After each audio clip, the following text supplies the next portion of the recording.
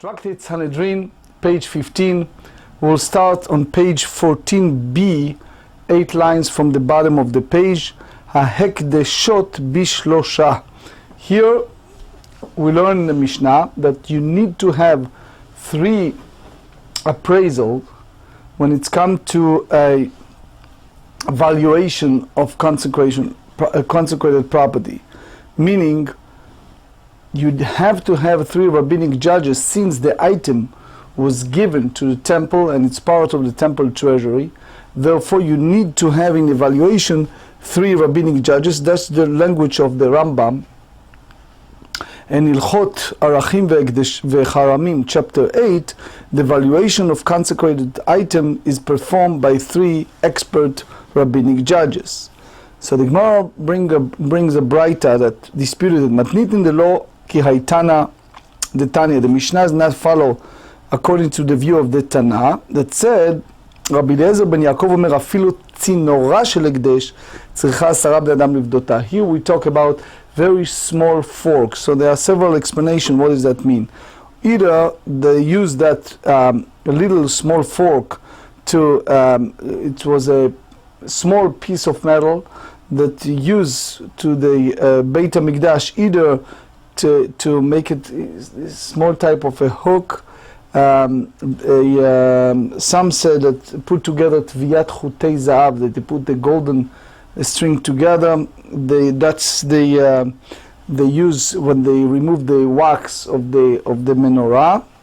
And Rashi said, as well as the Shabbat, page 90, that they used to do it in order to clean up all around the candles. The large utensils of this type was used to place the portions of the sacrifices on the altar, and the smaller one was used for either knitting and weaving. That's one view. There is another view of Tosfot here that again they use it for different purposes on the altar. You have Rabbeinu Hananel that said that eitzim lamaor, that they used to use those small fork for wood to make it for the lightning. But anyway, the point is, even they have that's such a small fork, since we're dealing here with something that is a hekdesh, that is a consecrated property, so you have to have a valuation of 10 people in order to redeem it. So, Amar le Rav Papa le Abaye Bishlam le Rabbi Eliezer ben Yaakov de Amar Kishmuel, that when it's come to estate that belongs to the temple, you need to have 10 in order to have proper valuation. The Amar Shmuel, 10 kohanim katuv b'parasha. Here they show to you how the rabbis were so strict when it's come to prudency in a text in the Torah, because in Leviticus chapter 27, the Torah used the term kohen, priest, 10 times. So therefore, because it's written 10 times, we believe that every single word carries a meaning. So it's written first when it's come to valuation, and then it's written another 3 times with a consecration of the impure animals or movable subject, and then about 4 times about pidyon karkaot shel ekdesh, redemption of estate that belongs to a consecrated estate. So therefore, since it's written in the Torah 10 times, so therefore Rabbi Eliezer ben Yaakov said the same thing applies to redemption of movable estate that belongs to a consecrated property, which is the temple, that you need to have a decorum of 10 people. Ela le Rabbanan, according to the sages, that not require 10 people in order to have this type of redemption, valuation of movable estate. Shlosha mena lehu. How they derive the requirement of the need of 3 judges? Because what they said is, since it's dvar ekdesh, is something that belongs to a temple treasury, so what's the source for that?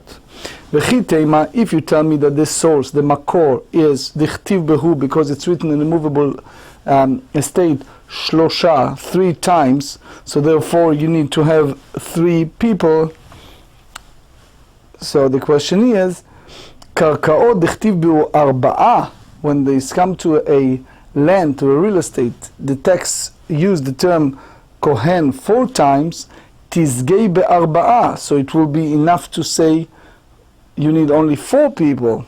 וחיתימה הכי נמי, you may say that that's the view of the sages, that you need only 4 people in order to redeem a state that belongs to the temple treasury.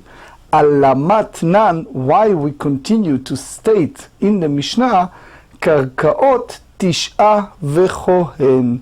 The text in the Mishnah said that when it's come to a valuation of consecrated land, is performed by 9 rabbinic judges and 1 kohen and 1 priest. So you see differences.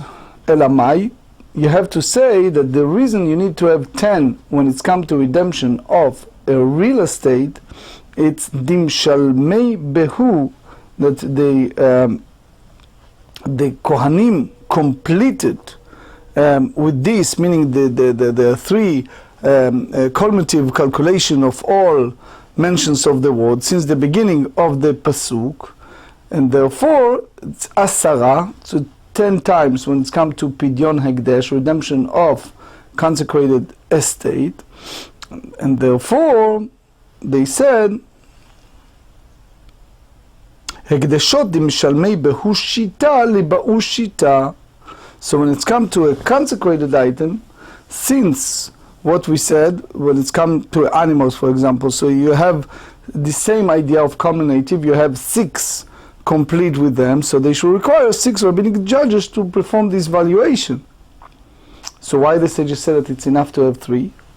So the Gemara left it kashya, which means it's difficult. And as we learn many times, when they use the word kashya, Torat Chaim, and others say that it's not total refutation, it's something that hard, it's a difficult. Tosfot in Tractate Megillah ask a question, how exactly you do this type of valuation. So in short, he explained, you have the Rashba that used the term, if it's a 10 times use the Kohen, he says when it's come to Hekdeshot, Erkan Katuv, the Torah said exactly the valuation, and the Turei Even said that since it's written in Torah, you combine the 2, which is 3 plus 3 and plus 4, that's the way you get it, and the whole idea of Bedin Shakul. Anyway, there are several avenues to understand it. You're welcome to read, as we said, Turei Even, Torat Chaim, and the Rashba. Ha'arachin. So the Mishnah teaches that the valuation of that are movable property are performed by 3 judges. Mai arachin hamitaltelin. What is the meaning of valuation that are movable property? Because the whole concept of arachim, valuation, it's applied to people, a person. So that's the Torah said in Leviticus 27. So what exactly valuation when it's come to property? So what exactly the Mishnah refers? So now we go several explanations. The first one, Amar Rav Gidel Amar Rav beomer erech kli ze alai. Here we speak about the Mishnah. When a fellow said, the valuation of this utensil is incumbent upon me to contribute. The Amar Rav Gidel Amar Rav, as Rav Gidel says on behalf of Rav, page 15, Omer erech kli ze alai noten damav. So someone said, page 15, it's incumbent upon me to take the valuation of certain utensil upon myself. So basically it's a donation, and the Gemara in Erchin, page 5, Rashi there explained to us that en adam motzi dvarav levatala, a person don't express himself, especially when it's come to contribution to such a highest level of sacred causes, just expression of word with no meaning. מה איתם? האדם יודע שאין ערך לי, גמר ואמר לשום דמים. A person know that the utensil is no valuation. So basically he decided to donate money and says this in reference to something that carries a monetary value. משום הכן נותן דמיו. So therefore he gives the substitute the valuation of that entity in cash. So that's the Mishnah meant when they use the term valuation, ha'arachim ha'metaltelin, that's a movable object. Hi, so that's the whole idea of having three. Hi, what exactly the formulation of vow? Arachin ha'metaltelin. So they said arachin shel metaltelin, valuation of movable property. So they said if that's the case, arachin shel metaltelin mibayaled, it should be the language saying, Tanei arachin shel metaltelin, Rav Chizda amar Ravimi, here we talk about a person who has already commit himself, associated himself of paying this valuation, such as he said, erki alai, etc. Matpis metaltelin la'arachin. So basically what he do, he takes this movable property for the valuation. So he basically took a vow to pay a valuation, but he doesn't have the actual money to pay the vow. So he consecrated movable property for this purpose. So the property is then appraised by three experts. Third explanation. So they said the second one. So the second one, Rav Chizda amar Ravini bematpis metaltelin la'arachin. הערכים למטלטלים, מטלטלים של ערכים, בעלי תנאי מטלטלים של ערכים. Third explanation, רבי אבאו אמר, באומר ערכי עליי, so באומר ערכי עליי, so he basically said, my monetary valuation is incumbent upon me to donate. בא הכהן לגבות ממנו מטלטלים, בשלושה קרקעות, בעשרה. Therefore, if a Kohen came to collect movable property for him, so he have to be evaluated by three experts. When it's come to collect land, he have to have 10. So the תשעה וכהן. אמר לרב אחא מדיפתי לרבינה ביש למה לאפוקי מהקדש בעינן שלושה. When it's come to pull out from the consecrated property, so we need to have this appraisal by three experts. Why? Because it has, which called Torat Hekdesh. The Kovetz Shiurim explained that that's part of the framework. Torat Hekdesh is that it's not departure from Lo Yatsa Mirshut Hekdesh, it's not departure from the domain of Hekdesh. So therefore you have this framework. Ela le'ayulei le'hekdesh shlosha lama li. But to elevate property to the status of consecration, why do I need three judges? Amar lei svarahu mali ayulei mali apukei. So he said this is a very logical reasoning, because here, what's the real difference between elevating property to consecration or removing the property? Because maybe it's a mistake by evaluation of the estate. For example, he made it in a way that it's much less than its real value, and as a result, the hekdesh, the temple treasury lose. Ayulei name dilmata'e. Also, when it's income, it can be a mistake. So you need to have three experts, because if one of them make a evaluation at more than the real value, so again, when they come to collect the money, the hekdesh, the temple treasury, will lose. That's the way Rashi explained. The Yad Ramah said it's already happened. But anyway, Rabbi Yehuda Omer, one of the three experts has to be Kohen. Amar le Rav Papa le Abaye, bishlama le Rabbi Yehuda, haynu dechtiv Kohen. So that's the reason why Torah needs to use the term Kohen when it's come to valuation of consecrated item. Ela le Rabbanan, Kohen lamalu. So, but if you're according to the sages that hold that doesn't need to be one of the decorum, 3 expert judges a Kohen, so why the Torah needs to use that term Kohen? So they said Kashia. So Gilion Yad Rama and Torat Chaim tried to explain, but in general, as we said many times, Kashia is not total refutation, it's just a difficulty. Karkaot Tisha veKohen. So here we said that when it's come to a state, the land, made by 9 judges and 1 Kohen, 1 priest, Menanimile. How do you know that? Amar Shmuel, 10 Kohanim k'tuvim b'parasha. When it's come to pidyon, redemption of consecrated item, the Torah used 10 times the word Kohen, Chad legufei. Hanach, have miut achar miut, ve'en miut achar miut, ela lerabot. So because they have those other instances of the word restrictive expression following a restrictive expression, so therefore in the sense of hermeneutical principle, all of that serve only to amplify and include other matters. In this case, the teaching, the afilu tisha Yisrael ve'echad Kohen, even they have 9 regular Israel of people who does the evaluation, one Kohen, you can redeem the estate of Hekdesh, of consecrated property by them. Matkif la Ravuna Barid Rav Natan, Eima 5 Kohanim 5 Yisraelim Kashia.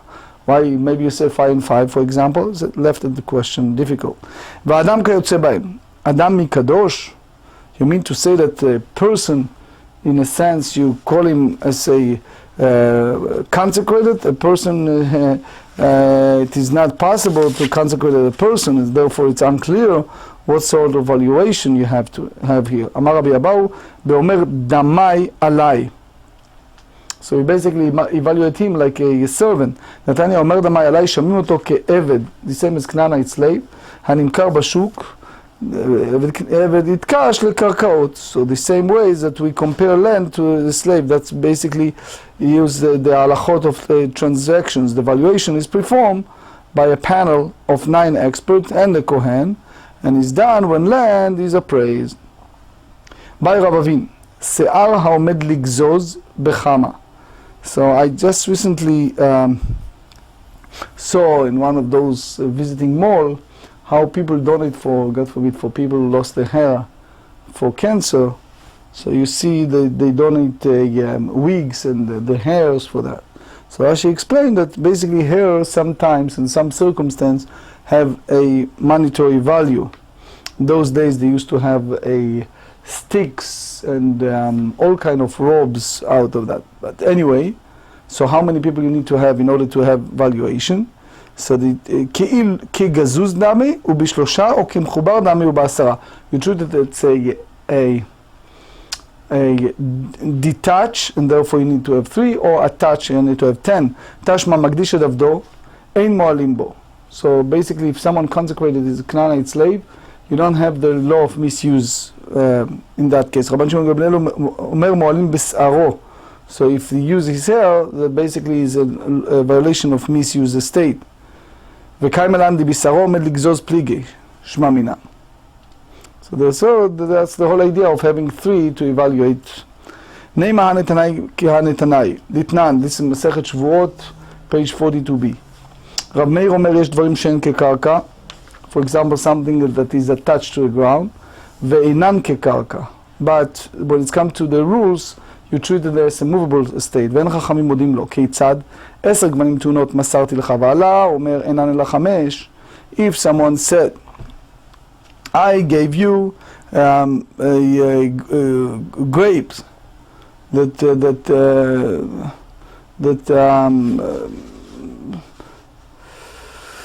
not just grape, but he gave you 10 vines laden with grapes, and I want to receive their value. The other fellow said, אבל אומר אינן אלא 5, it's only 5. רב מאיר מחייב, אומרים כל המחובר לקרקע הוא כקרקע. So you say anything that touch the ground is part of the ground. אמר רבי יוסי בר חנינא, בענבים העומדות לי בצר עסקינן. So he hold that here is the grapes that are ready to pick. So therefore, ואמר רבי יוסי בר חנינא, כענבים עומדות לי בצר עסקינן, מר, which is רב מאיר סבר, כי בצורות דמיין.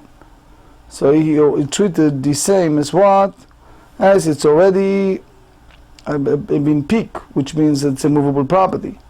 So the Gemara said, no, this cannot be proven from here. As you may even say that the view of the sages with regard to her is similar to the opinion of Rab Meir the Mishnah.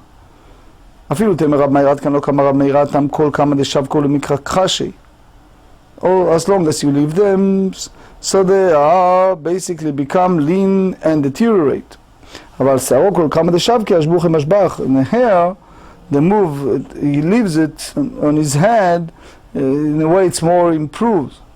So therefore, it may hold that it's not considering as something that it's detached.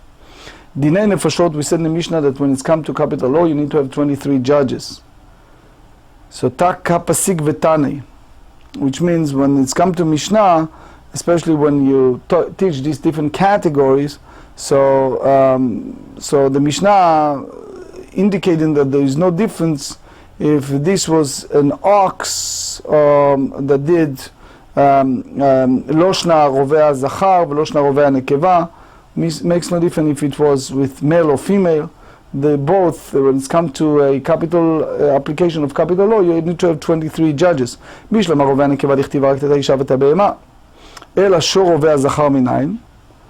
Also you need to have 23. דכתיב כל שוכן במה מות יומת. אם אינו עניין לשוכב, תנאו עניין נשכב. והפקי רחמנה בלשון שוקב, להכושי נשכב, לשוכב. מה שוכב הוא בהמתו ב-23, אז נשכב בנו בהמתו 3. So basically they,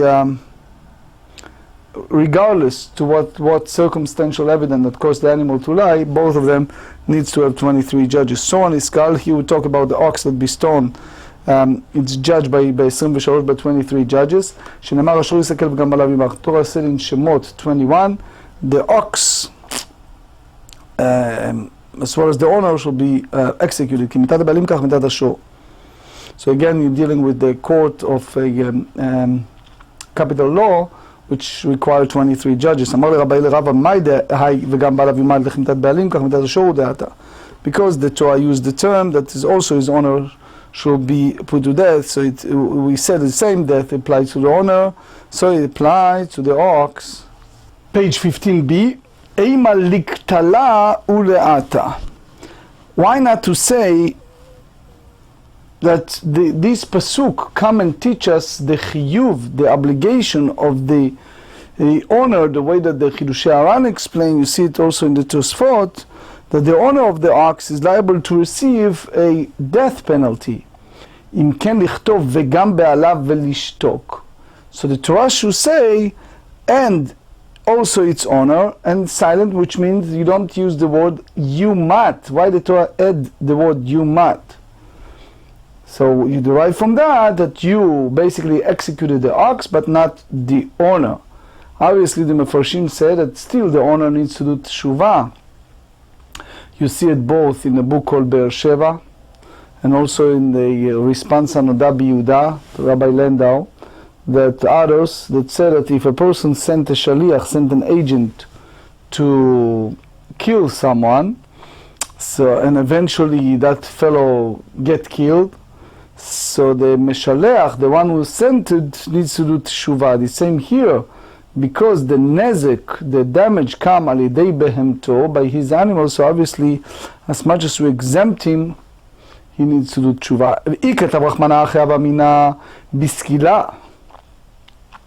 So how you exempt the owner from that? So when it's come to a person, you can say that you execute by the sword, which is a lighter punishment.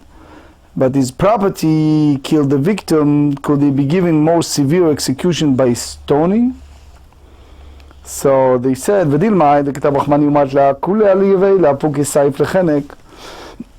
is more lenient. You compare the sword to strangulation. So they said, you go by the one who said that chenek chamur, so that it's much severe than the sword. Chenek killed, it's more lenient, Michael Meima. So if you tell me that the strangulation is lighter than the lighter punishment, then what is they meant to say? ויסגל את ארבע כתלה הוא, והכתיב לו תיקחו כופר נפש רוצח. Which means that payment will not cover it. אדרבה משום מגופה, כתל יהיו לו תסגל ממונה אלא בכתלה, כתל שורו לפקול נפש בממונה. So they said, אלא אמר חזקיה, וכן תן דבר חזקיה, אמר קרא, you said in the book of במדבר, chapter 35, מות יומת המכה רוצח הוא. So why did the Torah need to say that he's a murderer? על רציחתו אתה הורגו, ואתה הורגו על רציחת שורו. If he murdered, then it's a different story, you executed him. But if it's by his animal, it's not. יבא לו שור סיני בחמה. They said that how many judges you need for ox and Mount Sinai. Which is, again, the whole idea that the Torah in Parashat Yitro in Shmot chapter 19 said that the Har Sinai carry a special kedusha.